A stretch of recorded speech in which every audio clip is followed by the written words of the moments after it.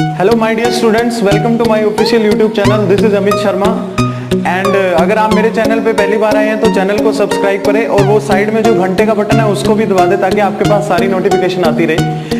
आपने बचपन से अब तक यही सुना है कि अगर किसी नंबर को जीरो से डिवाइड करते हैं तो वो नॉट डिफाइंड कैसे होता है। आज हम इसके प्रूफ पे बात करने वाले हैं। बहुत ही इंटरेस्टिंग मैथमेटिक्स का फैक्ट है ये।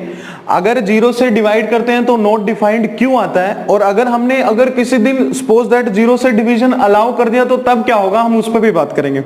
चलो देखते हैं। Any number upon zero is equal to not defined कैसे होता है। आप इसके प्रूफ के बारे में सोच के देखो। आपको बहुत सारे लोगों ने ये बताया होगा भाई अगर किसी नंबर को मैथ्स के अंदर अगर हम जीरो से डिवाइड करते हैं तो उसका हमारे पास कोई आंसर नहीं होता। तो इसके प्रूफ के बारे में क्या कभी आपने सोचा है कि इसका प्रूफ क्या हो सकता है? देखो, अलग अलग टाइम पे अलग अलग लोगों ने इसके प्रूफ्स बनाए हैं, लेकिन वो ज्यादा टाइम तक वैलिड प्रूफ नहीं रहे। जैसे एक बार ब्रह्मगुप्ता ने हमें सबसे पहले इसके बारे में बताया था, any number upon zero not defined क्यों होता है। और उसके बाद भास्कर सेकंड हमारे इंडियन मैथमेटिशियन हुए, उन्होंने भी इसके प्रूफ के बारे में बताया था। देखो, जो आज मैं बात करने जा रहा हूं वो रियल फैक्ट के ऊपर बात है, रियल इसका प्रूफ है कि कैसा होता है। देखो, जैसे हम बात करते हैं प्रूफ के ऊपर, सपोज दैट अगर मैं आपको कभी बोलता हूं कि जैसे मैंने 32 को 8 से डिवाइड किया तो आप बोलोगे आंसर 4 आता है। ठीक है, आंसर कितना आता है? 4 आता है। ऐसा आंसर इसलिए आया क्योंकि 8 और 4 को मल्टीप्लाई करने से 32 बनता है। देखो, 8 और 4 को मल्टीप्लाई कर देंगे तो वापस से घूम के 32 बन जाएगा। ठीक है, बात समझ आई?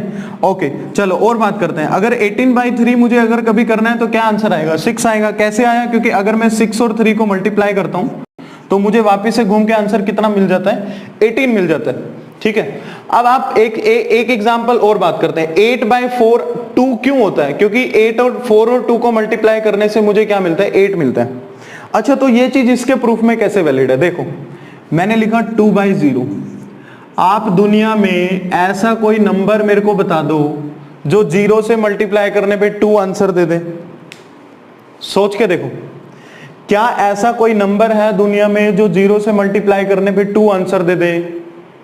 क्योंकि ऑपरेशंस ऑफ जीरो तो हमें पता है, जीरो को किसी नंबर से मल्टीप्लाई करेंगे हमेशा 0 आएगा, 2 तो कभी आ ही नहीं सकता। बात समझ आई? या मैं लिखूं 1/0। 1/0 is equal to not defined इसलिए है क्योंकि 0 के साथ मल्टीप्लाई करने से ऐसा कोई नंबर ही नहीं है जो हमें 1 दे दे। तो ये बेटा इसका बिल्कुल वैलिड प्रूफ है, इसके अंदर कोई भी गलती नहीं है। और आप इस प्रूफ को देखो, बिल्कुल परफेक्ट ये प्रूफ है इस चीज का भाई any number upon zero not defined क्यों होता है। ठीक है, ये तो थी बात भाई प्रूफ की। अब हम बात करते हैं कि अगर बाई चांस कभी हमने 0 से डिवीजन अलाउ कर दिया, अगर कभी हमने 0 से डिवीजन अलाउ कर दिया तो क्या क्या गलतियां हमारे मैथ्स के अंदर हो सकती है। पहली बात, मैथ का पूरा लॉजिक कोलैप्स हो जाता है अगर हम 0 से डिवीजन कभी अलाउ कर देते हैं तो। ठीक है, और जो रिजल्ट आपके पास आते हैं वो बिल्कुल नॉन सेंसिकल रिजल्ट आ जाएंगे अगर आपने 0 से डिवीजन अलाउ कर दिया तो। ठीक है, मैथ्स की पूरी फाउंडेशन, मैथमेटिक्स की पूरी फाउंडेशन को ये अकेला गिरा सकता है। Any number upon zero is equal to not defined. ठीक है, अगर हमने इसका बाई चांस डिवीजन अलाउ कर दिया तो मैं अभी इसी वीडियो में बात करूंगा कि अगर हमने डिवीजन अलाउ किया तो कैसे, क्या क्या उल्टा सीधा हम कुछ भी मैथ्स के अंदर प्रूव कर सकते हैं। एक और चीज है, मैथ्स तब तक कांस्टेंट है जब तक आप डिवीजन बाय जीरो अलाउड नहीं करते। तो देखते हैं, अगर हमने 0 से डिवीजन कभी अलाउ किया तो क्या होगा। Let us check. देखो, 0 से डिवीजन अलाउ करने से क्या हो गया, मैंने एक प्रूफ लिखा है यहाँ पे जो 2 इज इक्वल टू 1 का प्रूफ है। क्या 1 इज इक्वल टू 2 के इक्वल हो सकता है? हो सकता है अगर हम 0 से डिवीजन अलाउ कर दे तो। देखो कैसे हो सकता है। लेट अस सपोज मैंने कभी x is equal to y let किया, कर सकते हैं, और यहाँ पे x और y दोनों 0 से बड़े हैं। x और y क्या है? दोनों 0 से बड़े हैं। तो मैं इसको x से मल्टीप्लाई कर दिया दोनों साइड। x से मल्टीप्लाई करने से क्या हुआ, ये x² बन गया और ये xy बन गया। फिर मैंने माइनस y² कर दिया दोनों साइड, ये x² माइनस y² बन गया और ये xy माइनस y² बन गया। इसको कैसे लिखेंगे? x plus Y, x minus Y, इसमें से y कॉमन है तो x माइनस वाई लिख दिया। इस x माइनस वाई को मैं नीचे ले गया तो x प्लस वाई का आंसर कितना बना? y into X minus Y upon X minus Y. अब बेटा आप ध्यान से देखो, x माइनस वाई से x माइनस वाई अगर मैंने कैंसिल कर दिया तो मेरे पास कितना बचा? x plus Y is equal to Y. और x किसके इक्वल है?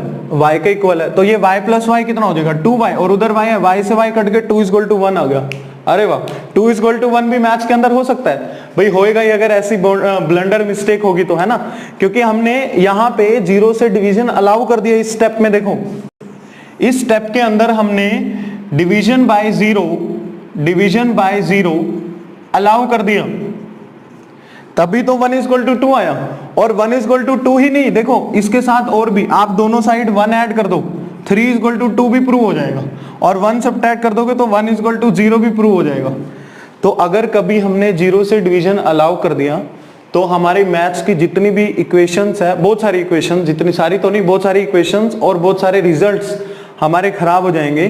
तब भी मैं एक बात फिर से बोलता हूं, मैथ्स हमारा तब तक ही कंसिस्टेंट है जब तक आप डिवीजन बाय जीरो अलाउड नहीं करते हो।